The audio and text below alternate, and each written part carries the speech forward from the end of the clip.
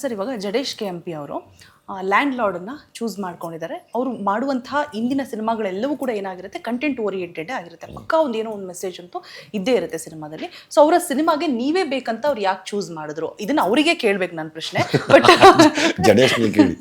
But ಆದ್ರೂ ಕೂಡ ನಿಮ್ಗೆ ರೀಸನ್ಸ್ ಹೇಳಿರ್ತಾರೆ. ನಿಮ್ಮ ಹತ್ರ ಕತೆ ತಂದು ಹೇಳಿದಾಗ, ಇಲ್ಲ ಸರ್ ಈ ರೀಸನ್ಗೆ ನೀವು ಸೆಟ್ ಆಗ್ತೀರಾ, ನೀವೇ ಬೇಕು ಅಂತ ಏನಾದ್ರು ಹೇಳಿರೋದುಂಟ? ಯಾವ ರೀತಿ ಅಪ್ರೋಚ್ ಮಾಡಿದ್ರು? ಕಲ್ಲರು ಹಾಗಿದ್ರೆ ರೈತರೆಲ್ಲ ಕಪ್ಪಗೆ ಇರ್ತಾರೆ ಅಂತನ? ಅಲ್ಲಲ್ಲ, ಒಂದು ಕಲರ್ ಜಲ್ದಿ ಸೂಟ್ ಆಗ್ತೀನಿ ರೈತರ ಮನೆಗೆ. ಆಮೇಲೆ ನಮ್ಗೇನು ಗೆಟಪ್ ಮಾಡಿದಾರಲ್ಲ, ಆ ಗೆಟಪ್ ಅಲ್ಲಿ ನನಗೆ ಫೀಲ್ ಆಗ್ತಾ ಇತ್ತು. ನಾನು ಯಾರೋ ನಮ್ಮ ಊರಲ್ಲಿ ನಾನು ಒಂದ್ಸತಿ ನೋಡಿದ್ದೆ. ನನಗೆ ಬುದ್ಧಿ ಬಂದಾಗ ಆ ಥರ ಎಲ್ಲ ಜಡೆ ಬಿಟ್ಕೊಂಡು ಗಂಡಸರು ಕೂಡ ಬರೀ ಒಂದು ಕೌಪಿನ ಥರದ್ದೇನೋ ಒಂದು ಹಾಕೊಂಡು ಓಡಾಡೋರಾಗ, ಅದೆಲ್ಲ ಜ್ಞಾಪಕಕ್ಕೆ ಬಂತು ನನಗೆ. ಅದೊಂದು ಮತ್ತೆ ಭಾಷೆ, ಇಲ್ಲಿನ ಭಾಷೆ ನಾನು ಚೆನ್ನಾಗಿ ಹಿಡಿತೀನಿ ಅದನ್ನ. ಮತ್ತೆ ಅವರಿಗೆ ನನ್ನ ಮೇಲೆ ಇರೋ ನಂಬಿಕೆ, ನಾನು ಈ ಪಾತ್ರ ನಿಭಾಯಿಸಬಲ್ಲೆ ಅಂತ. ಸೊ ಎಲ್ಲ ಸೇರಿ ನನಗೆ ಆ ಪಾತ್ರ ಕೊಟ್ಟಿದ್ದಾರೆ. ಇನ್ನು ಡಿಂಪಲ್ ಕ್ವೀನ್ ರಚಿತಾ ರಾಮ್ ಅವ್ರನ್ನಂತೂ ತುಂಬ ಡಿಫ್ರೆಂಟ್ ಒಂದು ಲುಕ್ಕಲ್ಲಿ ನೋಡ್ತಾ ಇದ್ದೀವಿ. ಪಕ್ಕಾ ಹಳ್ಳಿ ಹುಡುಗಿ. ನಿಂಗವನನ್ನು ಆಲ್ರೆಡಿ ಜನ ಅಕ್ಸೆಪ್ಟ್ ಮಾಡ್ಕೊಂಡ್ಬಿಟ್ಟಿದ್ದಾರೆ. ಆ ಸಾಂಗ್ ಕೂಡ ಎಲ್ಲರೂ ರೀಲ್ಸ್ ಮಾಡಿ ತಮ್ಮ ಸ್ಟೋರೀಸಲ್ಲಿ ಹಾಕೋತಾ ಇದ್ದಾರೆ. ಸೊ ನಿಮ್ಮ ಅವರ ಕಾಂಬಿನೇಷನ್ ಬಗ್ಗೆ ಹೇಳೋದಾದ್ರೆ, ನಿಂಗವನ್ನ ಎಷ್ಟು ಇಷ್ಟಪಡ್ಬೋದು ಜನ? ಖಂಡಿತವಾಗ್ಲೂ ಇಷ್ಟಪಡ್ತಾರೆ.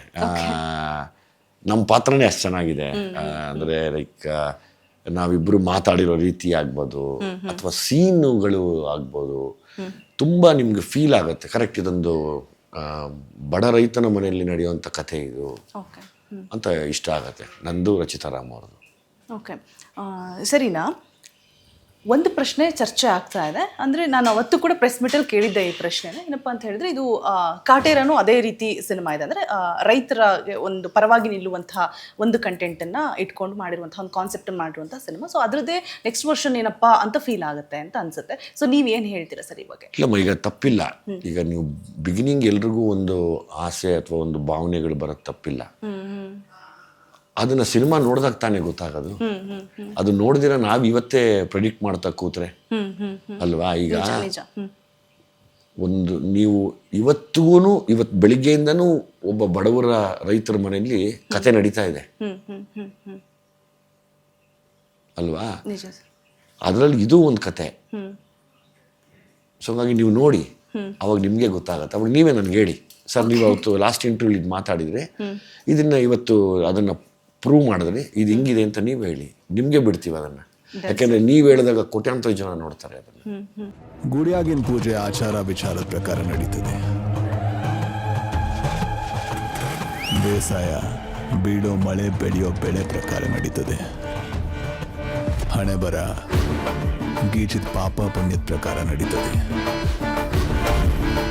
ಎಲ್ಲಾನು ಅದ್ರ ಪಾಡ್ಕ ಅದು ನಡೀತಿದ್ರೆ ನಿಂದೇನೋ ಇದು ಹೊಸದು ಕಾನೂನು ಪ್ರಕಾರ.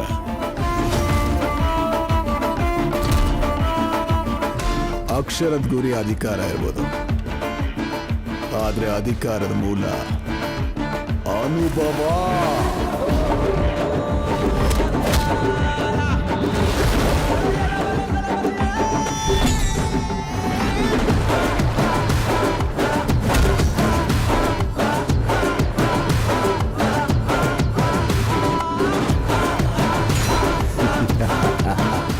ಸರಿನಾ. ಮಾಸ್ತಿ ಅವರು ನಂತರ ಕಿಂಗ್ ಅಂತಾನೆ ಹೇಳ್ಬೋದು ಡೈಲಾಗ್ ರೈಟಿಂಗಲ್ಲಿ. ನಾವು ಸಾಯಿ ಕುಮಾರ್ ಅವ್ರನ್ನ ಹೇಗೆ ಡೈಲಾಗ್ ಕಿಂಗ್ ಅಂತ ಹೇಳ್ತೀವಿ, ಆ ರೀತಿ.